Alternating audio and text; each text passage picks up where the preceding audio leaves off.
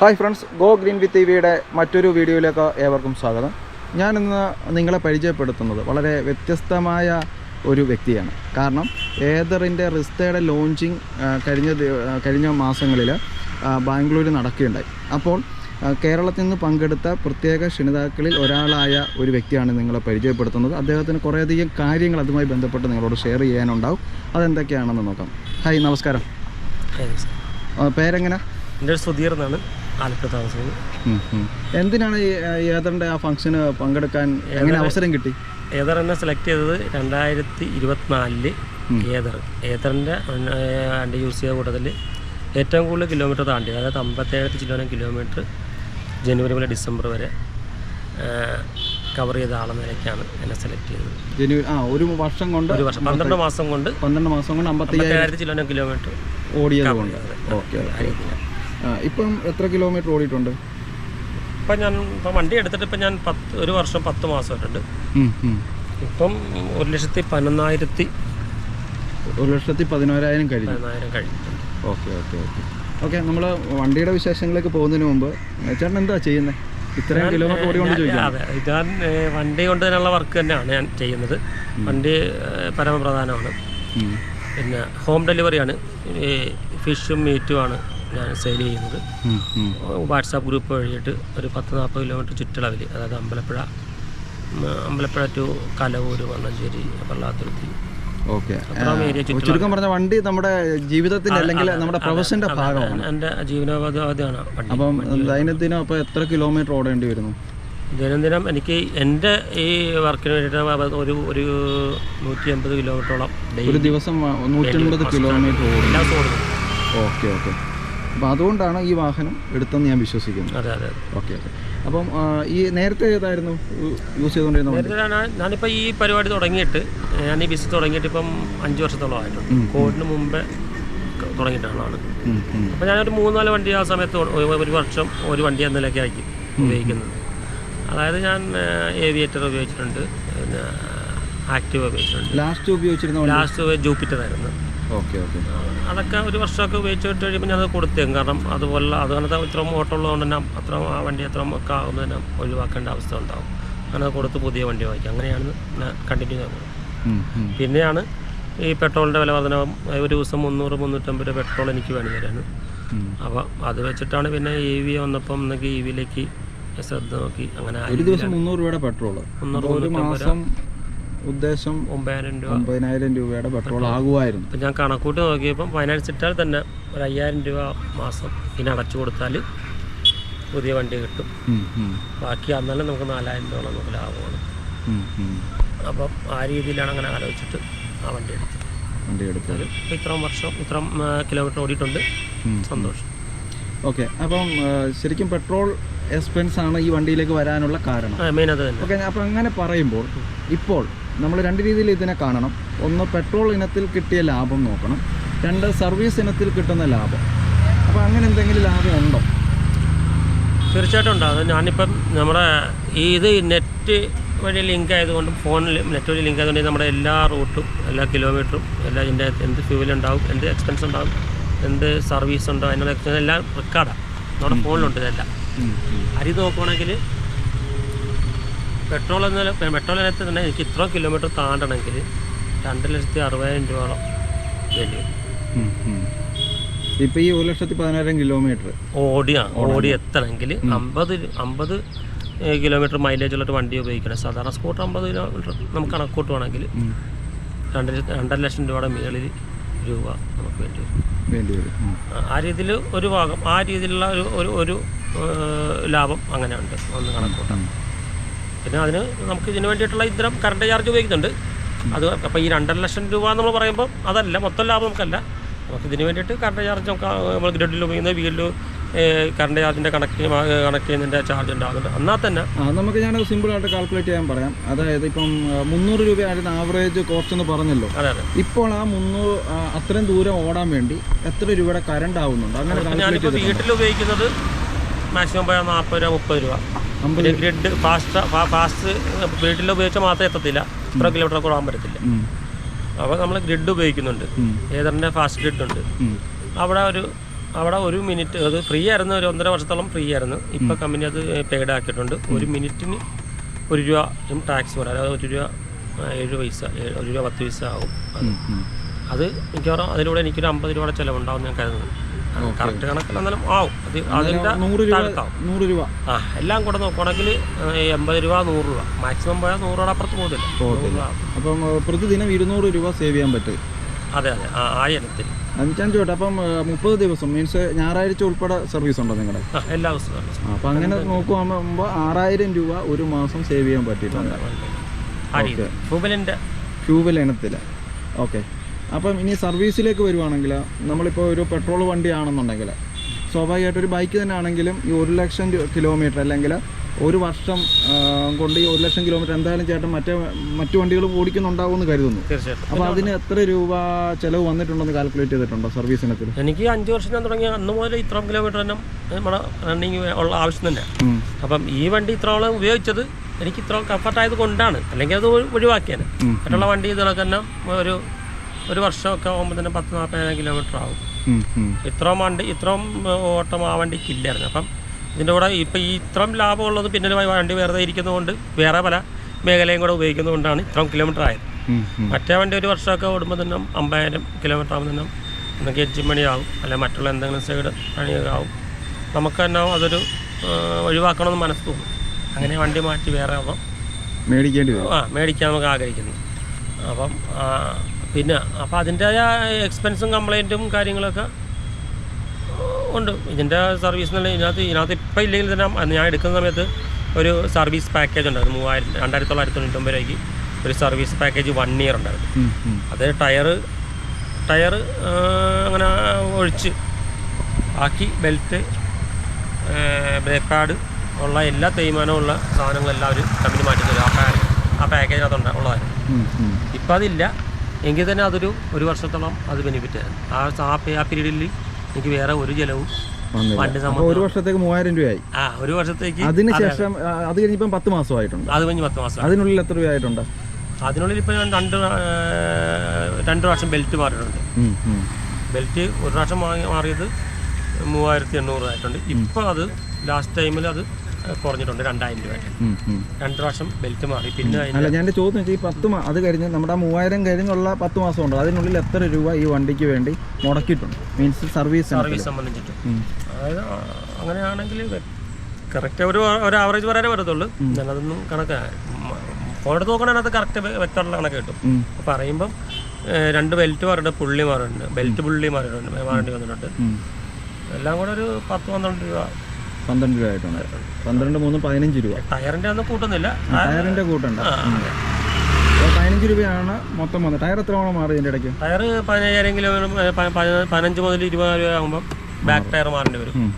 മറ്റേതൊരു 35-40 വരെ ആകുമ്പോൾ. അപ്പോൾ ടയറിൻ്റെ ഒഴിച്ചാൽ 1,00,000 കിലോമീറ്റർ ഓടാൻ 15,000 രൂപയാണ് സർവീസിനകത്ത് ചിലവ്. അതിപ്പം എല്ലാവർക്കും കിട്ടണമെന്നില്ല. ഇപ്പം എടുക്കുന്നവർക്ക് ആ പാക്കേജ് ഇല്ല. നമുക്ക് എൻ്റെ അവസ്ഥ പറയുകയാണ്, ഇപ്പം ആ പാക്കേജ് ഇല്ല. ആ പാക്കേജ് ഇപ്പം ഇതിനും കാട്ടി ഇരട്ടിയാവും സാധ്യതയുണ്ട്.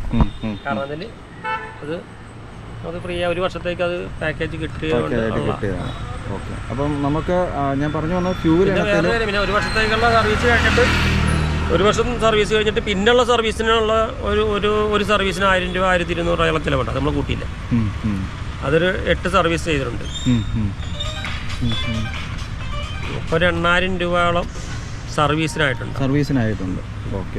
അതായത് സർവീസിന് അന്ന് 350 രൂപ ആയിരുന്നു അന്ന് ഫസ്റ്റ് ടൈം. ഇപ്പോൾ 2 മാസമായിട്ട് അത് 700 ആയിട്ടുണ്ട്. ഞാൻ 1,000 രൂപ കണക്കൂട്ടി അതിനിടയ്ക്ക് വേറെ ബ്രേക്ക് പാഡാ എന്തെങ്കിലും അനുബന്ധിച്ച് എന്തെങ്കിലും കാര്യങ്ങളുണ്ടാകുമ്പോൾ എന്തായാലും ചിലപ്പം 350 രൂപ ആവും. ഒന്നുമില്ലെങ്കിൽ ചിലപ്പോൾ 800 രൂപ ആവും. ചിലപ്പോൾ 1,000 രൂപ. മൊത്തത്തിൽ 1,000 രൂപ കണക്കൂട്ടി. അപ്പോൾ മൊത്തത്തിൽ ഒരു 20 രൂപ നിന്നിട്ടുണ്ട്. 20 രൂപ നിന്നിട്ടുണ്ട്. അപ്പോൾ എൻ്റെ ചോദ്യം എന്നാന്ന് വെച്ചാൽ, പെട്രോൾ വണ്ടി ആയിരുന്നെങ്കിൽ 1,00,000 കിലോമീറ്റർ ഓടാൻ വേണ്ടി എത്ര രൂപ ആകുമായിരുന്നു? എത്ര രൂപ ചേട്ടനൊരു? അല്ലല്ല, ഇതിനകത്ത് വ്യക്തത കണക്കകത്ത് മൊബൈലിലുണ്ട്, ആപ്പിലുണ്ട്. 50 മൈലേജുള്ളൊരു വണ്ടിയാണ് ഇത്രയും കിലോമീറ്റർ ഓടണമെങ്കിൽ, 1,10,000 കിലോമീറ്റർ ഉണ്ടെങ്കിൽ 2,60,000 രൂപ എന്നാണ് കണക്ക് നോക്കുമ്പോൾ. കണക്കിൽ അല്ലാതെ വലിയ ലാഭം തന്നെ. ഇതുപോലെ ഓടുന്നതുകൊണ്ടായിരിക്കും ഓട്ടമുള്ളത്. ഈ 2 വർഷം എത്താറാവുന്നേ ഉള്ളൂ. അതിനുള്ളിൽ ഇത്രയും കിലോമീറ്റർ ഓടുമ്പോൾ സ്വാഭാവികമായിട്ടും അതിൻ്റേതായ ഒരു ബെനിഫിറ്റ് ഉണ്ടാവണം. തീർച്ചയായിട്ടും. ഓക്കെ. അപ്പോൾ എനിക്ക് അടുത്തായിട്ട് ചോദിക്കാനുള്ളത്, ഇപ്പം ഈ വണ്ടിയുടെ വാറണ്ടി എത്ര നാളായിരുന്നു? വാറണ്ടി 60,000 കിലോമീറ്റർ 3 വർഷമാണ്. 60,000. നമ്മളതൊക്കെ വളരെ വളരെ ഫാസ്റ്റായിട്ട് കാണിച്ചിട്ടുണ്ട്. 60,000 കിലോമീറ്റർ കഴിഞ്ഞു. അതെ അതെ. അപ്പം സ്വാഭാവികമായിട്ടും ഇപ്പോൾ നമ്മൾ 1.10 കഴിഞ്ഞു, 1.11. അതെ അതെ അതെ. അപ്പോൾ ഇനിയും ഇതിനൊരു തരത്തിലുള്ള വാറണ്ടിയും കിട്ടത്തില്ല, ഒരു തരത്തിലുള്ള വാറണ്ടിയും കിട്ടത്തില്ല. ഇതിന് മേജറായിട്ട് ഇപ്പം നമ്മൾ അങ്ങനെ വരുമെന്ന് വിചാരിച്ചല്ല, നമ്മൾ പ്രതീക്ഷിക്കണമല്ലോ. തീർച്ചയായിട്ടും. മോട്ടറാണെങ്കിലും അതോടൊപ്പം തന്നെ ഇതിൻ്റെ ബാറ്ററി ആണെങ്കിലും ഒരു ഇഷ്യൂ വന്നാൽ എന്ത് സംഭവിക്കുമെന്ന് ചിന്തിച്ചിട്ടുണ്ടോ? ഈ പറയുന്ന രണ്ടിലും നല്ല കോസ്റ്റ്ലി ആവുന്ന എൻ്റെ അറിവ്. പക്ഷേ ഇരട്ടും അങ്ങനെയുള്ള കുഴപ്പമൊന്നും ഉണ്ടായിട്ടില്ല. ബാറ്ററിയൊക്കെ ആ ലൈഫ് അതേ പഴയ അവസ്ഥ തന്നെ ഉണ്ടെന്നാണ്. 1 ലക്ഷം കിലോമീറ്റർ സർവീസ് നമ്മൾ അവർ ഞാൻ ആവശ്യപ്പെടാൻ അവർ ടെസ്റ്റ് ചെയ്തിട്ട് അവർ പറഞ്ഞു. ഇങ്ങനെ പ്രത്യേകിച്ചൊന്നും കുറവൊന്നും ഉണ്ടായിട്ടില്ലെന്ന് പറഞ്ഞു. കുറവൊന്നും ഉണ്ടായിട്ടില്ല. പിന്നെ നമ്മളിപ്പം ഒരു സാധനം ഒരു ഉൽപ്പന്നം നമ്മൾ വാങ്ങിക്കുമ്പം അതിന് വില കൊടുക്കുമ്പോൾ നമ്മൾ ഗ്യാരണ്ടി എന്ന് പറയുന്നത് ആ ഉൽപ്പന്നം കൊടുക്കുന്ന തുക നമുക്ക് നഷ്ടപ്പെട്ടു പോയിരിക്കുകയാണ് നമുക്ക് ഗ്യാരണ്ടി എടുക്കുന്നത്. അതിൻ്റെ 2 നമുക്ക് ആദായം ഉണ്ടാക്കിയിട്ട് പിന്നെ അതിനെപ്പറ്റി ആലോചിച്ചിട്ട് കാര്യമില്ല. തീർച്ചയായിട്ടും എന്തെങ്കിലും കംപ്ലൈൻറ്റ് ഉണ്ടാക്കി നമ്മൾ പരിഹരിക്കും. ഇല്ലെങ്കിൽ ഞാൻ വേറെ ഒരു എതിരരുത്. അത്രേ ഉള്ളൂ. ഹാപ്പിയാണ്. തീർച്ചയായിട്ടും. ഓക്കെ, ഞാൻ ചോദിച്ചതെന്നു വെച്ചാൽ പലർക്കുള്ളൊരു സംശയമാണ്. അതായത് നമ്മുടെ ഈ പൊതുസമൂഹങ്ങളിൽ വരുന്നൊരു ചർച്ചയാണ്, ബാറ്ററിയുടെ വാറണ്ടി കഴിയുമ്പോൾ പിന്നെ ഈ വണ്ടി വേസ്റ്റാണ്.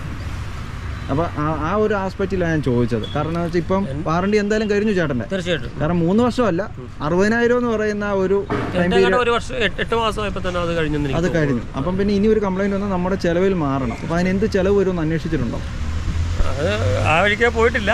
എന്തായാലും എൻ്റെ ചെറിയ പരിമിത മാർഗം കൊണ്ട് ഞാൻ പറയുകയാണെങ്കിൽ ഒരു 50,000 രൂപയുടെ അടുത്ത് വരും ബാറ്ററിക്ക്. മോട്ടറിനൊക്കെ അതുപോലെ തന്നെ വില വരും. അത്ര കോസ്റ്റ്ലി ആണെന്ന് എൻ്റെ അറിവ്. പിന്നെ നമുക്ക് അങ്ങനെ ഒരു സിറ്റുവേഷൻ ഉണ്ടാകാത്തതുകൊണ്ടായിരിക്കും ഞാൻ അതിനെപ്പറ്റി ഒന്നും അന്വേഷിക്കാൻ പോയിട്ടില്ല. ഒരു 50,000 രൂപ ഉണ്ടെങ്കിൽ ബാറ്ററി മാറ്റി വെക്കാം. പിന്നെ അതല്ല, ഇപ്പം പറയുന്നതല്ല, ഇതിനകത്താണ് ഒരു സെല്ല് 5-8 സെല്ലാണെന്ന്. ചെറിയ അതെ സെല്ലാണ്. അപ്പോൾ ഏതെങ്കിലും സെല്ലിന് വീക്ക് വരുമ്പോഴാണ് അത് മൈലേജ് കുറഞ്ഞു കാണിക്കുന്നത്. ആ സെല്ല് മാത്രമായിട്ട് അത് റീപ്ലേസ് ചെയ്തെടുക്കാം. അങ്ങനെ ചെയ്യാം. അപ്പോൾ അത്രയും എക്സ്പെൻസ് ആകില്ല. കോസ്റ്റ് കുറയും. അതെ അതെ അതെ. ഉണ്ട്, കേരളത്തിലുണ്ട്. അതൊക്കെ നിങ്ങൾ തന്നെ അന്വേഷിക്കേണ്ട കാര്യമാണ്. വേറെ എനിക്കതിനെ പറ്റി വ്യക്തമായിട്ട് പറയാൻ അറിയാം. ഓക്കെ, അപ്പോൾ എന്താ ഇനി ബാറ്ററി പോയാലും നമുക്ക് വിഷയമില്ല. ഇല്ല, അത് എനിക്ക് ഒരു കുഴപ്പമില്ല. കാരണം പുതിയത് മേടിച്ച് വെക്കാൻ 50,000 വരുന്നുള്ളൂ. ഇല്ല, പിന്നെ നമ്മളതുകൊണ്ട് അത് അത്യാഗ്രഹമായി പോകും. ഞാൻ ഇത്രയും ഈ വണ്ടി കൊണ്ട് എനിക്ക് ആദായം ഉണ്ടായിട്ടുണ്ട്. പിന്നെ ഞാൻ ഗ്യാരണ്ടി കിട്ടത്തില്ലെന്ന് അല്ലെങ്കിൽ അവരൊന്നും തരണമെന്നുള്ളതൊക്കെ പറയുന്നത് മോശമാണ്. അല്ല, ഞാൻ ചോദിച്ചാൽ അങ്ങനെയല്ല, മോശമായിട്ട് പറഞ്ഞതല്ല. കാരണം പലരും ചോദിക്കുന്ന ഒരു ചോദ്യമാണ്. കാരണം ഇത്രയും വർഷം കഴിയുമ്പോൾ ഇപ്പം നമ്മൾ പെട്രോൾ ഡീസൽ വണ്ടിയാണ് നന്നാക്കി എടുക്കുക, അല്ല എഞ്ചിൻ പണി വന്നാൽ എഞ്ചിൻ നന്നാക്കി എടുക്കുക, അല്ലെങ്കിൽ ആ രീതിയിൽ അത് നന്നാക്കി എടുക്കാൻ പറ്റും. ഇതാവുകയാണ് റീപ്ലേസ് ചെയ്യുക വേണ്ടത്. മോട്ടർ ആണെങ്കിലും ശരി, ബാറ്ററി ആണെങ്കിലും ശരി. എൻ്റെ അടുത്ത് ഇത്ര കിലോമീറ്റർ കഴിഞ്ഞു എന്ന് ഞാൻ ഏതൊരു സുഹൃത്തിനെ പുള്ളിക്കാരൻ പെട്ടെന്ന് പറഞ്ഞത്, അപ്പോൾ ഗ്യാരണ്ടിയൊക്കെ കഴിഞ്ഞല്ലേ എന്ന് പറഞ്ഞു. അപ്പോൾ ആൾക്കാർ ഗ്യാരണ്ടി കീപ്പ് ചെയ്യുക എന്നുള്ളതാണ് ആൾക്കാർ. നമ്മളതല്ല ഉദ്ദേശിച്ചത്. നമ്മൾ മാക്സിമം ഓടുക എന്നുള്ളതാണ്. നമ്മളത് മാക്സിമം ഉപയോഗിക്കുക. അതുകൊണ്ടാണ് എനിക്ക് ഇത്രയും ലാഭം ഉണ്ടാക്കാൻ കഴിഞ്ഞെന്ന് എനിക്ക് തോന്നുന്നു. ഞാൻ വണ്ടി എടുത്ത അന്ന് പോലെ തന്നെ എത്രമാത്രം വണ്ടി മാക്സിമം യൂസ് ചെയ്യുക എന്നാണ് നമ്മൾ. ഗ്യാരണ്ടി കീപ്പ് ചെയ്ത് വണ്ടി വെറുതെ ഇരിക്കുക എന്നുള്ള കാര്യത്തിനോട് അല്ല, എൻ്റെ ചോദ്യം അതല്ല. ഞാൻ ആ അർത്ഥത്തിലല്ല ചോദിച്ചാൽ പറഞ്ഞല്ലോ. ഒരു 50,000 രൂപ കൂടി മുടക്കേണ്ടി വന്നാലും അത് പ്രശ്നമാണോ, അല്ലെങ്കിൽ അത് ബുദ്ധിമുട്ടായിട്ട് തോന്നുമോ? അതാണ് ഞാൻ ചോദിച്ചത്. ഇല്ല, അതിൻ്റെ ആവശ്യമില്ല. കാരണം എന്തായാലും ഞാൻ ഇതിനു മുമ്പ് മറ്റുള്ള പെട്രോൾ വണ്ടിയൊക്കെ ഉപയോഗിക്കുമ്പം ഇതുപോലെ ഒരു 50,000-40,000 കിലോമീറ്റർ ആകുമ്പോൾ എഞ്ചിൻ പണി വരും. ഇതൊന്നും ഗ്യാരണ്ടി ഉള്ള കാര്യങ്ങളല്ല. എഞ്ചിൻ പണി ഞാൻ ലാസ്റ്റ് വണ്ടി ആക്റ്റീവ ഞാൻ ഇത് കണക്ക് യൂസ് ചെയ്തിട്ട് എഞ്ചിൻ പണി വന്നതാണ്. എഞ്ചിൻ പണി വന്നിട്ട് ഒരു മാസമായപ്പം നമ്മുടെ ഓട്ടം അതേ രീതിയിൽ തന്നെയാണ് കണ്ടിന്യൂ ചെയ്യുന്നത്. വ്യത്യാസമില്ല. എഞ്ചിൻ പണി വന്നാലും ശരി, അതിന് മുമ്പ് ഫ്രഷ് വണ്ടിയാലും ഒരേ വരും. അപ്പോൾ അത് കഴിഞ്ഞ് കംപ്ലൈൻറ്റ് വന്നപ്പോൾ ചെന്നപ്പം അങ്ങനെ മേസ്ത്രി പണിത ആൾ പറഞ്ഞത് ഹാർട്ട് അറ്റാക്കിൻ്റെ ഓപ്പറേഷൻ കഴിഞ്ഞിട്ട് മനുഷ്യനും സാധാരണ ചെറുപ്പക്കാരുമായിട്ട് ഒരു കംപ്ലൈൻറ്റ്. അപ്പോൾ അതോടെ തന്നെ ആ പരിപാടി നിർത്തി. പിന്നെ ഉള്ള ഒറ്റ വണ്ടി ഞാൻ എഞ്ചിൻ പണി തരില്ല. അതുപോലത്തെ ഒരു ചെറിയൊരു സൂചന കാണിക്കുമ്പോൾ തന്നെ വണ്ടി ഒഴിവാക്കിയേക്കും. അപ്പോൾ അങ്ങനെ നോക്കുവാണെങ്കിൽ ഈ എഞ്ചിൻ പണിതിട്ട് 10,000 രൂപ എഞ്ചിൻ പണിതിട്ട് അത് അയ്യോ ആവാന്ന് നടക്കുന്നതിനെക്കാട്ട് നല്ലത് പുതിയ വണ്ടി വാങ്ങും. അതെ അങ്ങനെയാണ്. ഓക്കെ. അപ്പം ബാറ്ററി കംപ്ലൈൻറ്റ് വന്നാൽ അത് ഇഷ്യൂ അല്ല, നമുക്ക് മാറി കിട്ടാം. അതിനുവേണ്ടി പൈസ മുടക്കിയാലും നഷ്ടമല്ല. ഇല്ല, നഷ്ടമൊന്നുമില്ല. എൻ്റെ കാര്യത്തിൽ നഷ്ടമില്ല. എല്ലാവരും കാര്യം അങ്ങനെയല്ല. എൻ്റെ ഇപ്പോഴത്തെ അവസ്ഥയിൽ ഇനിയിപ്പോൾ എടുക്കാൻ വേണ്ടി അറിയാൻ പറ്റില്ല. ഇപ്പോഴത്തെ അവസ്ഥയിൽ എനിക്കത് നഷ്ടപ്പെട്ടത് തോന്നുന്നു. ഓക്കെ. ഇനി എനിക്ക് അടുത്തായിട്ട് അറിയേണ്ടത് ഈ വാഹനത്തെക്കുറിച്ചാണ്. പൊതുവെ ഇതിൻ്റെ ഇപ്പം നമ്മൾ ഇതുവരെ ബൈക്കൊക്കെ ഓടിച്ചാണ് പോയിട്ടുള്ളത്. ബൈക്കിൻ്റെ ഒരു ഗുണം എന്നാന്ന് വെച്ചാൽ നമുക്കിപ്പം പെട്രോൾ തീർന്നാലും നമുക്ക് അടുത്തുള്ള ഒരു പമ്പിൽ പോയി അടിക്കാം. ഇനി അതിനും പറ്റിയില്ലെന്നുണ്ടെങ്കിൽ നമുക്കൊരു ചെറിയ ബോട്ടിനകത്ത് മേടിച്ചുകൊണ്ട് വന്നാണെങ്കിലും ഓടിച്ച് നമുക്ക് പോകാൻ പറ്റും. അപ്പം ഈ വണ്ടിക്ക് എന്ന് പറയുന്നത് കുറേ ലിമിറ്റേഷൻസ് ഉണ്ട്. ഒന്ന് അതിൻ്റെ റേഞ്ചാണ്. ഈ വണ്ടിക്ക് ഇപ്പോൾ എത്രയാണ് ചേട്ടന് 150 കിലോമീറ്റർ 200 കിലോമീറ്റർ ഒരു ദിവസം ഓടാനുണ്ടെന്നാണ് പറഞ്ഞത്. എന്നാൽ ഈ വണ്ടിക്ക് എത്ര റേഞ്ച് കിട്ടുന്നത്? ഈ വണ്ടിക്ക് 105 എക്കണോമിയിൽ കമ്പനി പറയുന്നത്. അത് എൻ്റെ അനുഭവത്തിൽ 120, 125, 130 കിട്ടുന്നുണ്ട്. 130 കിലോമീറ്റർ കിട്ടുന്നുണ്ട്. പിന്നെ ഇതിനകത്ത് പിന്നെ വ്യക്തമായ കണക്കിനകത്തുണ്ട് പെട്രോൾ വണ്ടിയേക്കാൾ ഉപരിയായിട്ട് ഇതിനകത്ത് എത്ര ഇനിയിപ്പോൾ ഓടാം, എത്ര ഓടും എന്നുള്ള വ്യക്തമായ കാര്യം ഇതിനകത്ത് കാണിക്കുന്നുണ്ട്. നമ്മൾ ശ്രദ്ധിച്ച് ഓടുകയാണെങ്കിൽ ഇങ്ങനെ വഴി കുരുങ്ങുന്ന ഒരു അവസരം ഉണ്ടാകത്തില്ല. എന്ന് വെച്ചാൽ ഞാനും കുരുങ്ങിയിട്ടുണ്ട്, ചില സമയത്തൊക്കെ ഉണ്ടായിട്ടുണ്ട്. അല്ല, എൻ്റെ ചോദ്യം അതാണ്. ഇപ്പം ചേട്ടൻ ഇതിന് 110 കിട്ടുന്നുണ്ടെന്ന് വിചാരിക്കാം. 150, 200 അല്ലേ ഒരു ദിവസം ഓടേണ്ടത്. അത് കഴിഞ്ഞ് എന്ത് ചെയ്യും? അപ്പം ഞാൻ ചെയ്യുന്ന രാവിലെ ഞാൻ ഫസ്റ്റ് ഫുൾ ചാർജ് ആയിട്ടാണ് പണിക്ക് ഇറങ്ങുന്നത്. ഉച്ചവരെ പിന്നെ വീട്ടിൽ ചെല്ലുന്ന അവസരങ്ങളിലൊക്കെ അരമണിക്കൂർ കഴിഞ്ഞിട്ട് 10 മിനിറ്റ് കഴിഞ്ഞിട്ട് ചാർജിലിടും. പിന്നെ ഉച്ച കഴിഞ്ഞിട്ട് ഗ്രിഡിൽ നമ്മുടെ അടുത്ത് തന്നെ ഏതെങ്കിലും ഫാസ്റ്റ് ഗ്രിഡ് ഉണ്ട്, അത് ഉപയോഗിക്കും. അത് നമുക്ക് പിന്നെ ഫാസ്റ്റ് ഗ്രിഡ് ഉള്ളതുകൊണ്ട് തന്നെ മറ്റുള്ള ഇലക്ട്രിക് വണ്ടിയിൽ അതൊരു ഗുണം തന്നെ. ഫാസ്റ്റ് ഗ്രിഡ് ഉള്ളതുകൊണ്ട് എവിടെ വേണമെങ്കിലും കേരളത്തിൽ നല്ല ഇന്ത്യ സമയം പോകത്തില്ല. ഇപ്പം ഫാസ്റ്റ് ഗ്രിഡിലാണ് 1 മണിക്കൂർ എടുക്കില്ല. 1 മണിക്കൂർ കൊണ്ട് ഫുൾ ആകാം. നമുക്ക് ആവശ്യമുള്ള എടുത്താൽ മതിയല്ലോ. 1 മണിക്കൂർ തന്നെ അവിടെ തന്നെ ചിലവഴിക്കണമെന്നില്ലല്ലോ. ഇപ്പം നമുക്ക് 10 കിലോമീറ്റർ ആവശ്യമെങ്കിൽ 10 കിലോമീറ്റർ അവിടെ കണക്ട് ചെയ്യാം. അപ്പം തന്നെ 10 കിലോമീറ്റർ കണക്ട് ചെയ്തിട്ട് എടുത്ത് പോകാം. ചിലർ അങ്ങനെ ചിന്തിക്കുന്നുണ്ട്, 1 മണിക്കൂർ ഇനിയിപ്പോൾ അവിടെ കുത്തുക. അങ്ങനെ വേണ്ട ആവശ്യമില്ല. നമുക്ക് ആവശ്യമുള്ളത് എങ്ങനെയാണ് അത് ഉപയോഗിക്കുക. അതിൻ്റെ പേയ്മെൻറ്റ് പോവും, ഇത്ര ഉള്ള കാര്യം. പിന്നെ ശരിയാണ്, ഇപ്പം വളരെ ക്വിക്കായിട്ട്, അതായത് പെട്രോൾ വാങ്ങിക്കുക ഒഴിക്കുക അങ്ങനെയുള്ള രീതിയിൽ പറ്റത്തില്ല. ഒരുപാട് കുറച്ച് നേട്ടങ്ങൾ ഉണ്ടാകുമ്പോൾ കുറച്ച് കോട്ടങ്ങളുണ്ടാകും. അത് നമ്മൾ ഉൾക്കൊള്ളുക. പിന്നെ തീർച്ചയായിട്ടും അല്ല, എല്ലാം കൂടെ അങ്ങനെ കിട്ടത്തില്ല. ഓക്കെ. ഇനി എനിക്ക് പെട്രോൾ വണ്ടിയും ഈ വണ്ടിയായിട്ട് നേരത്തെ ഉപയോഗിച്ചിരുന്ന ബൈക്ക്, ടൂ വീലറിൽ ബൈക്കല്ല സ്കൂട്ടിയാണ്. ബൈക്ക് ഉണ്ടായിരുന്നു. അത് കഴിഞ്ഞ് 2 വർഷം എൻ്റെ പണിയുടെ ഭാഗമായിട്ട് സ്കൂട്ടർ തന്നെയാണ് എനിക്ക് ഏറ്റവും അനുഭവിച്ചത്. അതുകൊണ്ടാണ് പിന്നെ സ്കൂട്ടറിലേക്ക് മാറിയത്. അപ്പോൾ അതിനെ ഇതുമായിട്ട് കമ്പയർ ചെയ്യുമ്പോൾ നമ്മൾ സാമ്പത്തികമായ ലാഭം ഓൾറെഡി പറഞ്ഞു. തീർച്ചയായിട്ടും. ഓക്കെ. അതിൽ നിന്ന് ഇതിലേക്ക് വരുമ്പോഴത്തേക്ക് ഇതിൻ്റെ പെർഫോമൻസ്, നമ്മുടെ ഡ്രൈവിംഗ് കംഫർട്ട്, അതോടൊപ്പം തന്നെ മറ്റ് പെർഫോമൻസ്, പിന്നെ ലോഡ് വെക്കാനുള്ള, കാരണം സാധനങ്ങൾ ക്യാരി ചെയ്യേണ്ടതാണ്. അപ്പം അങ്ങനെയുള്ള ആസ്പെക്റ്റിൽ ആ വണ്ടി ഈ വണ്ടിയായിട്ട് കമ്പയർ ചെയ്യുമ്പോൾ എന്തെങ്കിലും ഗുണങ്ങളോ ദോഷങ്ങളോ? ലോഡ് വെക്കുന്നത് എനിക്കൊന്ന് ഈക്വൽ സൗകര്യം തന്നെയാണ്. അതുപോലെ തന്നെ ആണ്. പിന്നത്തെ കാര്യം, ആ വണ്ടിയെക്കാട്ട് കംഫർട്ടായത്, അതാണ് ഏറ്റവും പ്രത്യേകത. കാരണം അല്ലെങ്കിൽ എനിക്ക് 200 കിലോമീറ്റർ അല്ലെങ്കിൽ 150 കിലോമീറ്റർ ഒന്നും എല്ലാ ദിവസമൊന്നും ഡ്രൈവ് ചെയ്യാൻ പറ്റത്തില്ല. അപ്പോൾ മുമ്പും ഉണ്ടായിരുന്നു, പക്ഷെ മുമ്പ് 100 കിലോമീറ്ററിൻ്റെ ആ ഓട്ടം ഉള്ളായിരുന്നു. അവിടെ വെച്ച് ലിമിറ്റ് ചെയ്യുമായിരുന്നു. ഇപ്പോൾ അത് കഴിഞ്ഞിട്ട് ഉച്ച കഴിഞ്ഞിട്ടും വർക്കുണ്ട്.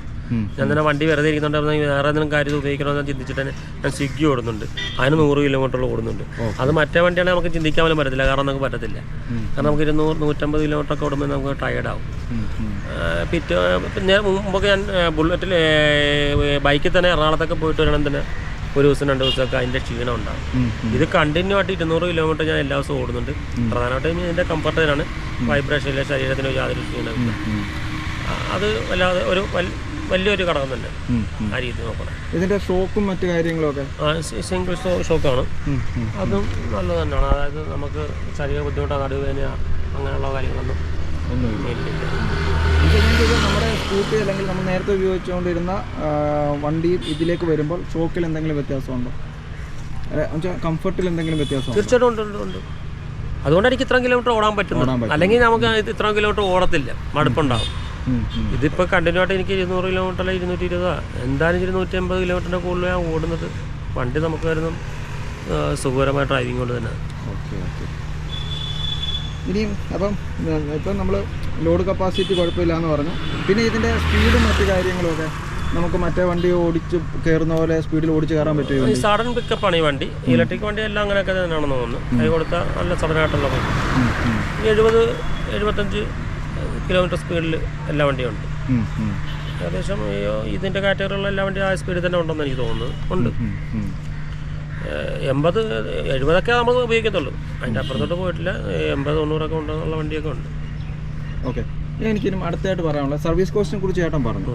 ഇനിയും അതുമായി ബന്ധപ്പെട്ട് നമ്മൾ ചിന്തിക്കുമ്പോൾ സാധാരണ പലരും കേൾക്കുന്നൊരു പഴിയാണ് സർവീസ് സംബന്ധമായ പ്രശ്നങ്ങൾ. പല ഇലക്ട്രിക് വാഹനങ്ങളും പലരും എടുക്കാൻ ഇന്ന് മടിക്കുന്നത് ഒന്ന് ഇതിൻ്റെ റേഞ്ച്, രണ്ടാമത് ഇതിൻ്റെ ഈ ബാറ്ററി മോട്ടറൊക്കെ കംപ്ലൈൻറ്റ് വന്ന് മാറേണ്ടി വരും, ഭീമമായ തുക വരും, അങ്ങനെയുള്ളൊരു ഭീതി. മൂന്നാമത്തത് സർവീസാണ്. പല വാഹനങ്ങൾക്കും സർവീസ് കിട്ടുന്നില്ല എന്നൊരു പരാതിയുണ്ട്. അങ്ങനെ എന്തെങ്കിലും ബുദ്ധിമുട്ടുണ്ടോ? എൻ്റെ സർവീസ് ചെയ്യുന്നതൊക്കെ ആലപ്പുഴയിലെ ഈവിമെൻ്റെയാണ്. അവർ വളരെ വളരെ നല്ല രീതിയിലുള്ള സർവീസ്. എൻ്റെ പണിക്ക് വണ്ടി ഇല്ലെങ്കിൽ ഒരു ദിവസത്തെ പണിയും പോകും. ആ രീതിയിലാണ് നമ്മുടെ അവസ്ഥ. ഒരു ദിവസം പോലും, ഇത്ര നാളായിട്ട് ഒരു ദിവസം പോലും അവിടെ വണ്ടി കയറ്റി വെക്കേണ്ട അവസ്ഥ ഉണ്ടായിട്ടില്ല. എന്തുണ്ടായാലും ശരി അവരപ്പം തന്നെ മാറി. അവരൊക്കെ നല്ല നല്ല രീതിയിൽ തന്നെ. മറ്റുള്ള നമ്മുടെ ഇവിടെ ഇതിൻ്റെ കൂടെയുള്ള ഇതേ കാറ്റഗറിയുള്ള വണ്ടികളുടെ കൂട്ടത്തിലൊക്കെ ഒരുപാട് പരാതികളും ശരി, ഏതൊന്നും അങ്ങനെ ഒരു പരാതികളോട്ട് ഞാൻ കേട്ടിട്ടില്ല. എൻ്റെ അനുഭവത്തിലും ഇല്ല. വളരെ ഒരു സാധാരണത്തോടെ എല്ലാ സാധനം അവിടെ ഉണ്ട്. അവിടെ ചെന്നാൽ അവർ വേണ്ട സാധനങ്ങൾ ചെയ്ത് തരും. പാർട്സൊക്കെ കൃത്യസമയത്ത് കിട്ടുന്നുണ്ട്. അങ്ങനെയുള്ളൊരു പരാതിയൊന്നും സർവീസ് സെൻ്റർ സംബന്ധിച്ചിട്ടില്ല. സന്തോഷമുണ്ട്. ഓക്കെ. ഇനി എനിക്ക് മറ്റൊരു പ്രധാനപ്പെട്ട കാര്യം എന്താണെന്ന് വെച്ചാൽ, ഇപ്പോൾ ഇത്രയും നാളും 1 വർഷം 10 മാസം എന്നതിലല്ല, ഇത്രയും കിലോമീറ്റർ ഈ വണ്ടി ഓടിച്ചു. ഇതുവരെ എന്തെങ്കിലും സീരിയസ് ആയിട്ടുള്ള കംപ്ലൈൻറ്റ് ഉണ്ടായിട്ടുണ്ടോ? ഇല്ല, സീരിയസ് ആയിട്ട് കംപ്ലൈൻറ്റ് എന്തായാലും ഈ സംഭവമാണ് പറയുന്നത്. ഈ ബെൽറ്റ് മോട്ടറും ബാറ്ററി അങ്ങനെയുള്ള ഉണ്ടായിട്ടില്ല. ബെൽറ്റ് മാറി, ഇതൊക്കെ സ്വാഭാവികമാണ്. അങ്ങനെ തക്കതായ ഒരു കാരണം ഉണ്ടായിട്ടില്ല. സ്വാഭാവികമായിട്ട് എല്ലാ വണ്ടിക്കും, അതായത് 10-40 കിലോമീറ്ററൊക്കെ ഓടിയൊരു വണ്ടിയുടെ ഉണ്ടാകുന്നതിനുള്ള കംപ്ലൈൻറ്റ് മാത്രമേ ഉണ്ടായിട്ടുള്ളൂ. ഞാനത് പ്രത്യേകം ചോദിക്കാൻ ഒരു കാരണമുണ്ട്. പലർക്കും EV എങ്ങനെ മെയിൻറ്റെയിൻ ചെയ്യണം, അല്ലെങ്കിൽ അതിൻ്റെ അങ്ങനെ മുന്നോട്ട് കൊണ്ടുപോകണമെന്ന് അറിയില്ല. അങ്ങനെ ചാർജിങ്, മറ്റു കാര്യങ്ങൾ, ഇതിങ്ങനെയുള്ള കാര്യങ്ങൾ പലർക്കും അറിവില്ലായ്മയുണ്ട്.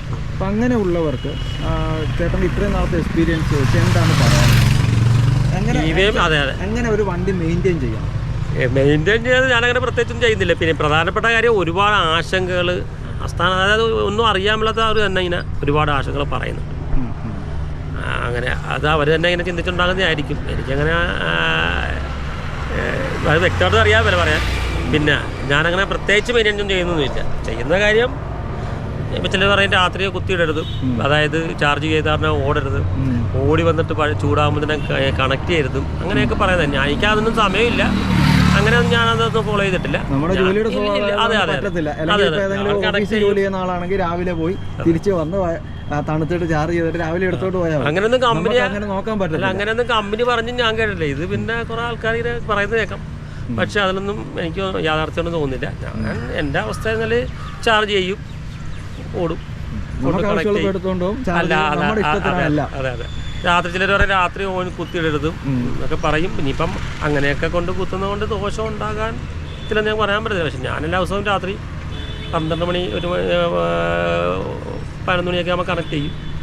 രാവിലെ ഉണരുമ്പോൾ തന്നെ ചെന്ന് നോക്കും. കാരണം 1-2 പ്രാവശ്യം അത് പണി കിട്ടിയിട്ടുണ്ട്. പണി കഴിഞ്ഞാൽ സോഫ്റ്റ്വെയർ ചേഞ്ച് ചെയ്യുന്ന ഇവർ രാത്രിയാണ്.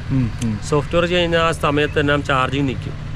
അപ്പം നമ്മൾ കണക്ട് ചെയ്തിട്ട് 20% ആകുമ്പോഴാണ് സോഫ്റ്റ്വെയർ മാറുന്നതെങ്കിൽ ആ 20% മാത്രമേ നമ്മൾ രാവിലെ നമ്മൾ കാണത്തുള്ളൂ. അപ്പോൾ നമ്മൾ റെഡിയായി ഡ്രസ് ചെയ്ത് ഇറങ്ങി വണ്ടി ചെന്ന് 20% എന്നുള്ളൊരു 1-2 സിറ്റുവേഷൻ ഉണ്ടായതുകൊണ്ട് ഉണരുമ്പോൾ തന്നെ ചെന്ന് വണ്ടി എടുത്ത് പോയി എങ്ങനെയാണ് നോക്കിയിട്ട് ആ ചാർജിങ് ഫുള്ളായിട്ടുണ്ടെങ്കിൽ അത് ഓഫാക്കിയിട്ടാണ് മറ്റുള്ള കാര്യങ്ങൾക്ക്. അത് മാത്രമേ ഉള്ളൂ. ഞാനത് ഇങ്ങനെ കൃത്യമായിട്ട് ചെയ്ത് നമ്മുടെ ഇഷ്ടത്തിനങ്ങ് ഓടിക്കും. അതെ അതെ. ഞാൻ കുഴപ്പമൊന്നുമില്ല, വരുന്നത് വഴിയിൽ വെച്ച് കാണാം എന്നുള്ളൊരു മൈൻഡ്. പറഞ്ഞാൽ അങ്ങനെ പ്രത്യേകിച്ചുള്ള കാര്യങ്ങളൊന്നും അതിനൊന്നും ചെയ്തിട്ടില്ല. പിന്നെ ദൈവം സഹായിച്ച് ഒന്നും നോക്കുക എന്നുള്ളത് നമ്മുടെ സാഹചര്യം കൂടെ, നമ്മുടെ ജോലിയുടെ സാഹചര്യം ഉണ്ടെങ്കിൽ ഇതൊക്കെ കീപ്പ് ചെയ്യാനും പറ്റത്തുള്ളൂ. ചേട്ടാ, എനിക്ക് അടുത്തായിട്ട് ചോദിക്കാനുള്ളത്, രണ്ടാമത് ഒല്ലയും കൂടെ ഉണ്ടെന്ന് പറഞ്ഞായിരുന്നല്ലോ, അത് എത്ര കിലോമീറ്റർ ഓടി? ഞാനിപ്പോൾ ഒരു 9 മാസത്തിന് മുമ്പേ ഒലയ ഒരെണ്ണം എടുത്തിട്ടുണ്ടായിരുന്നു.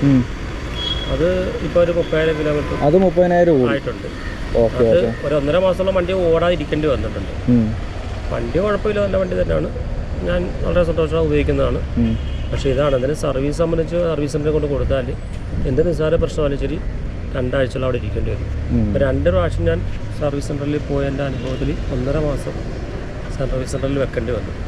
ഒരു പ്രാവശ്യം 2 ആഴ്ചയോളം അവിടെ വെക്കേണ്ടി വന്നു. പിന്നെ അവർ പറഞ്ഞ് ഞങ്ങൾ വിളിച്ചിട്ട് വന്നാൽ ഞങ്ങളുടെ വീട്ടിൽ തന്നെ വെച്ചിട്ട് അവിടെ മാറത്തരാനുള്ള ബെൽറ്റ് ഇല്ലാത്തതുകൊണ്ട് അവിടെ കൊണ്ടുവച്ചിട്ട് കാര്യമില്ല, അവിടെ ഒരുപാട് വണ്ടി ഇരിപ്പുണ്ട്, അവിടെ വെക്കാൻ സ്ഥലമില്ല, നിങ്ങൾ വീട്ടിൽ വെച്ചിട്ട് ബെൽറ്റ് വരുമ്പോൾ അറിയിക്കാം, അപ്പോൾ കൊണ്ടുപോയി. അങ്ങനെ 1.5 മാസം പോയി. അങ്ങനെ അത് വണ്ടി കുഴപ്പമൊന്നും പോകാൻ കാരണമല്ല.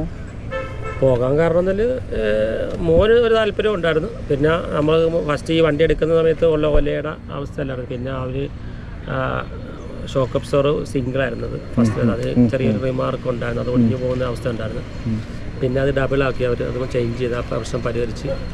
പിന്നെ പ്ലാറ്റ്ഫോം ഒരു ബമ്പ് ഉണ്ടായിരുന്നു, അത് പരിഹരിച്ചപ്പം ആ ബമ്പ് നമുക്ക് നമ്മുടെ ബിസിനസ്സിനൊരു പ്രശ്നമായിരുന്നു. അങ്ങനെയൊക്കെ നോക്കിയപ്പോഴാണ് വേറെ വണ്ടി എടുപ്പം പിള്ളേരുടെ അഭിപ്രായം കൂടെ വെച്ച് നോക്കിയപ്പം അവർക്ക് താല്പര്യം അങ്ങനെ അത് ചേഞ്ച് ചെയ്തെടുക്കുക, അങ്ങനെ എടുത്തതാണ്. അതിന് സർവീസ് ഇല്ല എന്ന് പറയുന്നത് ശരിയാണോ? അതിന് പീരിയഡ് സർവീസ് ഇല്ല. ഇതിന് മാസം 5000 സർവീസ് ഉണ്ട്, അതിനങ്ങനെ സർവീസ് ഇല്ല. അതിനുള്ള കാര്യം കംപ്ലൈൻറ്റ് ഉണ്ടെങ്കിൽ ചെന്നാൽ മതി. അതൊരു പ്രശ്നമാണ്. കാരണം നമുക്ക് എന്തെങ്കിലും ചെറിയ കംപ്ലൈൻറ്റ് നമുക്കറിയാൻ പറ്റത്തില്ല. നമ്മൾ ഓടി അത് വൽഗറായി നാശമായി വീട് പോകുമ്പോൾ നമ്മൾ അവിടെ കൊണ്ട് ചെല്ലും. അവിടെ ചെന്നാൽ അതിനുള്ള ടൂൾസ് അവിടെ ഇല്ല, അല്ലെങ്കിൽ അതിന് പാർട്സ് ഇല്ല. ഒരു മാസം 1.5 മാസമൊക്കെ ചെല്ലുമ്പോൾ അവർ പറയുന്നത് നിങ്ങളുടെ 2 ആഴ്ചയല്ലേ താമസമായിട്ടുള്ളൂ, 2 മാസമായി വണ്ടി ഇരിപ്പെടാന്നാണ് അവർ പറയുന്നത്. അപ്പോൾ പിന്നെ പറഞ്ഞിട്ട് കാര്യമില്ല. പക്ഷെ വണ്ടിയൊക്കെ ഒരു സന്തോഷമാണ്, വണ്ടി എനിക്ക് ഇഷ്ടമാണ്. എനിക്ക് ഒരു കാര്യം ചേട്ടൻ മനസ്സിലായി, കാരണം ചേട്ടൻ ഈ വണ്ടി 1 വർഷം ഓടിച്ചു, ഇലക്ട്രിക് വണ്ടിയുടെ ബെനിഫിറ്റ് പൂർണ്ണമായി മനസ്സിലാക്കിയതുകൊണ്ടാണ് രണ്ടാമതെടുത്ത വണ്ടിയും ഇലക്ട്രിക് തന്നെ ചൂസ് ചെയ്യാൻ. തീർച്ചയായിട്ടും. അല്ലല്ല, ഇനിയുള്ള കാലഘട്ടത്തിൽ എൻ്റെ അഭിപ്രായത്തിൽ അത് തന്നെ ആയിരിക്കും. വണ്ടി കൊണ്ട് ഇപ്പം നമ്മളിപ്പം ഒരു ബന്ധുവീട്ടിൽ പോകാനോ അങ്ങനെയുള്ള കാര്യങ്ങൾക്കൊന്നും അല്ല, ഷോപ്പിന് പോകുന്നതല്ല, വണ്ടി കൊണ്ട് വർക്ക് ചെയ്യുന്ന ആൾക്കാർക്ക്, അതായത് ഇപ്പം ഈ സ്വിഗ്ഗി ഓടുന്നു, അല്ലെ home delivery, courier service, collection agent, അങ്ങനെയുള്ളവർക്കൊക്കെ ഒരു ദിവസം ഒരു 10-100 കിലോമീറ്ററിൻ്റെ കൂടുതൽ ഓടുന്നവർക്ക് തീർച്ചയായിട്ടും വലിയ ബെനിഫിറ്റ് തന്നെയാണ്. അതിപ്പോൾ ഏത് വണ്ടിയല്ലേ മിക്കവാറും ഇപ്പം അങ്ങനെ ഓടുന്നവരല്ല EMI യിലായിരിക്കും എടുക്കുന്നത്.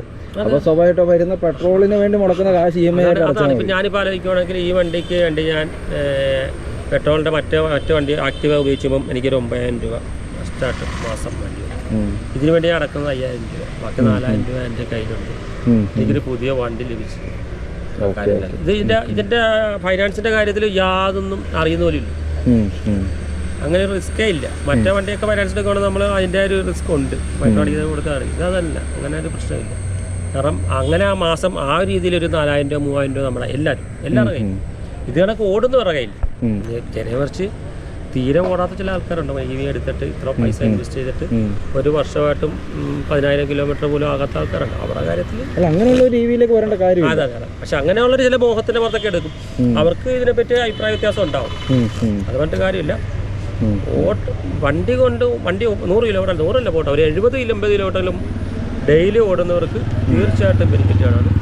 ഏതെന്നല്ല ഏത് വണ്ടി ഉപയോഗിച്ചിട്ട് എനിക്ക് പ്രത്യേകിച്ച് താല്പര്യം ഏത് തന്നെയാണ്. ഓക്കെ, ഇതുവരെ ചേട്ടൻ എൻ്റെ പോസിറ്റീവ് സൈഡാണ് പറഞ്ഞത്. അതെ. ഇനി എന്തെങ്കിലും നെഗറ്റീവ് സൈഡ് പറയാനുണ്ടോ? നെഗറ്റീവ് എനിക്ക് പറയാൻ പ്രത്യേകിച്ചൊന്നും ഇല്ലെങ്കിൽ തന്നെ, പിന്നെ ഒരു പ്രശ്നം ഈ മോഡലിന് ഈ ബമ്പറിൻ്റെ ചെളി അടിക്കുന്ന വിഷയം ഉണ്ടായിരുന്നു. അതിപ്പോൾ ഇതിൻ്റെ അടുത്ത ജനറേഷൻ വന്നപ്പോൾ, നെക്സ്റ്റ് വണ്ടി വന്നപ്പോൾ അത് ചെറിയ രീതിയിൽ പൂർണ്ണമായിട്ടൊന്നും മാറിയെന്ന് പറയാൻ പറ്റത്തില്ല. അതിൻ്റെ ബമ്പർ കുറച്ചും കൂടെ നീട്ടിയിട്ട് ഒരു 50% കുറഞ്ഞിട്ടെന്ന് പറയാം. പിന്നത്തെ മെയിൻ പ്രശ്നമുള്ളത്, ഞാൻ രാത്രിയൊക്കെ ഡ്രൈവ് ചെയ്യുന്നതാണ്, വണ്ടിയൊക്കെ 10 മണിയൊക്കെ വരെയൊക്കെ ഓടിക്കേണ്ടി വരും. ലൈറ്റ് തീരെ വീക്കാണ്. മറ്റുള്ള എല്ലാ വണ്ടിയും അപേക്ഷിച്ചിട്ടും ഈ വണ്ടിക്ക് ലൈറ്റ് തീരെ കുറവാണ്. ലൈറ്റ് വരാം. അത് ഇപ്പോഴത്തെ വണ്ടിക്കും ഈ അവസ്ഥ തന്നെയാണ് എനിക്ക് തോന്നുന്നത്. ഇപ്പോൾ പുതിയ ഇറങ്ങിയ ക്രിസ്തായുടെ അവസ്ഥയും അത് ഓടിച്ചവർ പറഞ്ഞിട്ട് അത് തന്നെ ഈ സൈൻ പോലെ അതേ ഉള്ളൂ, ബുദ്ധിമുട്ടായിട്ട് തോന്നിയിട്ടുള്ളൂ. അതാണ് ഇതിനകത്തുള്ള ഒരു കുറവ്. ഞാൻ ഈ ഒരു സ്പെസിഫിക് വണ്ടിയുടെ കാര്യമല്ലേ ചോദിച്ചാൽ, പൊതുവെ നമ്മൾ ബൈക്ക് ഓടിച്ചിട്ട് ഇതിലേക്ക് വന്നപ്പോൾ എന്തെങ്കിലും ബുദ്ധിമുട്ട് തോന്നിയിട്ടുണ്ടോ എന്നുള്ള കാര്യം നെഗറ്റീവായിട്ട്? ബുദ്ധിമുട്ടായിട്ടൊന്നുമില്ല. പിന്നെ ഓരോരുത്തർക്കും ഓരോരോ രീതിയിലെ കാഴ്ചപ്പാടാണ്. ചിലർക്ക് ഇത് കണ്ണ് കാണുന്നതിന് ദേഷ്യമാണെന്ന് പറയാം, ചിലർ പറയും ഇലക്ട്രിക് വണ്ടി എന്നുള്ള രീതിയിൽ. പക്ഷെ നേരെ മറിച്ച് ഇത് ഉപയോഗിച്ചിട്ടുള്ള ആൾക്കാർ, അത് ഗ്യാരണ്ടി പറയാം, ഒരു ദിവസമെങ്കിലും ഇത് ഉപയോഗിച്ചിട്ടുള്ള ആൾക്കാർ തീർച്ചയായിട്ടും ഇഷ്ടപ്പെടും. ടെസ്റ്റ് ഡ്രൈവ് എടുത്തവർക്ക് മിക്കവരും 10 പേരെടുക്കണം 9 പേർക്കും അത് ഇഷ്ടപ്പെടും. അതൊരു പ്രത്യേക അനുഭവം തന്നെയാണ്. EV ഡ്രൈവിങ്ങും മറ്റുള്ള വണ്ടിയുടെ വൈബ്രേഷൻ ഇല്ല, സൗണ്ട് ഇല്ല, നമുക്കൊരു ഡിസ്റ്റർബൻസ് ഇല്ല, വളരെ സുഖകരമായ യാത്രയാണ്. അത് ഗ്യാരണ്ടി. ഓക്കെ, ഞാൻ അത് ചോദിച്ചത് എന്നാന്ന് വെച്ചാൽ പ്രേക്ഷകർക്ക് വേണ്ടി ചോദിച്ചതാണ്. കാരണം ആ ഒരു ചോദ്യത്തിന് അർത്ഥമില്ല. കാരണം ചേട്ടന് വണ്ടിയുടെ എന്തെങ്കിലും ഡ്രോബാക്സ് ഉണ്ടെന്നുണ്ടായിരുന്നെങ്കിൽ ചേട്ടൻ രണ്ടാമതൊരു വണ്ടിയും കൂടെ എടുക്കത്തില്ലായിരുന്നു. അപ്പോൾ ഓക്കെ, അപ്പം തുടർന്ന് വളരെ ഏറെക്കാലം ഈ വണ്ടി തന്നെ ഉപയോഗിക്കാൻ പറ്റട്ടെ, മറ്റ് കംപ്ലൈൻറ്റുകളൊന്നും ഇല്ലാതെ പോകാൻ പറ്റട്ടെ. നമുക്ക് പറ്റുമെന്നുള്ള 1 വർഷം കഴിഞ്ഞ് ഒരു വർഷം കൂടി കഴിയുമ്പോൾ ഒരു റിവ്യൂവും കൂടി നമുക്ക് തരണം. കാരണം ഇത്രയും ഓതൻറ്റിക്കായിട്ട്, കാരണം ഇത്രയും കിലോമീറ്റർ ഓടി ഇത്രയും ഓതൻറ്റിക്കായിട്ട് വേറെ ആർക്കും പറയാൻ പറ്റത്തില്ല. കാരണം ചേട്ടൻ്റെ ജീവിതത്തിൻ്റെ വലിയൊരു ഭാഗം ഈ കഴിഞ്ഞ ഒരു 1.5 വർഷമായിട്ട് ഇതേ തന്നെയാണ്. അപ്പോൾ അതുകൊണ്ട് തന്നെ ഏറ്റവും ഓതൻറ്റിക്കായിട്ട് പറയാൻ പറ്റുന്ന ചേട്ടനാണ്. എന്തായാലും പ്രധാനപ്പെട്ട കാര്യമല്ലേ, ഇപ്പം ഈ ഒരു വർഷം 10 മാസമായിട്ട് മിക്ക വണ്ടിയും 1 ലക്ഷം കിലോമീറ്റർ ഓടിയ വണ്ടിയൊക്കെ ഉണ്ട്, എൻ്റെ അറിവിലുണ്ട്. അവരെന്നാൽ ഇപ്പം ഈ അടുത്ത കാലത്ത് ഒരു വർഷം ഒക്കെ ആയപ്പം അത് വണ്ടി സൈഡിലായിട്ടുണ്ട്. മനസ്സിലായി, അത്ര കിലോമീറ്റർ പഴയ കണക്ക് ഓടാൻ എന്തെങ്കിലുമൊക്കെ ചില പല അവരുടെ വ്യക്തിപര കാര്യം ആലോചിച്ചിട്ട് വണ്ടിയുടെ കാര്യമായിട്ട് ഓടാതെ അത് കണ്ടിന്യൂ പോകുന്നുണ്ട്. പക്ഷേ ഈ വണ്ടി ഇപ്പോഴും അതുപോലെ തന്നെ അന്നത്തെ അതേ അവസ്ഥ തന്നെ ഇപ്പോഴും കണ്ടിന്യൂ ചെയ്യുന്നു. അത് സന്തോഷമുണ്ട്. മറ്റുള്ള ബ്രേക്കാണ്ട് ഒരു പ്രശ്നം ഉണ്ടായിട്ടില്ല. അതുകൊണ്ട് അങ്ങനെ തുടരട്ടെ എന്ന് തന്നെ ആശംസിക്കുന്നു. ഒപ്പം ഇത്രയും നേരം നമ്മളോടൊപ്പം ചെലവഴിച്ചതിന് നന്ദി. നമുക്ക് വീണ്ടും കാണാം. Okay, thank you.